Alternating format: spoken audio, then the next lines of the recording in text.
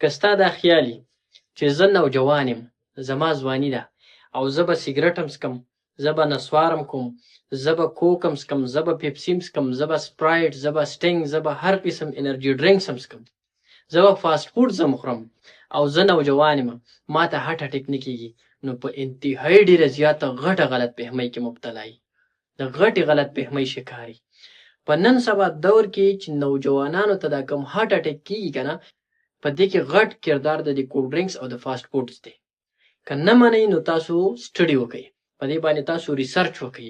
ګوره پخوا به یو خبره مشهوره وه، به ویل په کم عمر کې هارټ اټیک نه کېږي، د 40 سال نه چې عمر کم وي نو هارټ اټیک نه کېږي. اوس تاسو وګورئ د سکول او د کالج هلک به یي د 18 او د 20 کالو په عمر کې وي، سهار به ستا سره په سکول کې بیا چې کور ته لاړ شي خبر به شي وایي یاره هارټ اټیک ورته شوی دی او مړ دی. دا ولې؟ په دې کې غټ کردار د دې کولډ ډرینکسو، د دې سټینګ، د دې پیپسي، د نسوار، د سیګرټ، د کوک، د پیپسي، د ډیو، د سپرایټ، د دې شیزونو پکې ډېر غټ کردار دی. په کم عمر کې چې دا هارټ اټیک رالی او دومره عام شو، په دې کې غټ کردار هم د دې کولډ ډرینکس او د دې فاسټ فوډز دی. نو که غواړئ چې صحتمند اوسئ، د دې کولډ ډرینکس نه بالکل بایکاټ وکئ. دا سپرایټ او دا کوک او دا ډیو او دا سټینګ دا شیزونه مکمل د خپل ژوند نه ختم کړئ. سیګرټ، سموکینګ، نسوار دا شیزونه مکمل غذار کړئ. تاسو به صحتمند اوئ.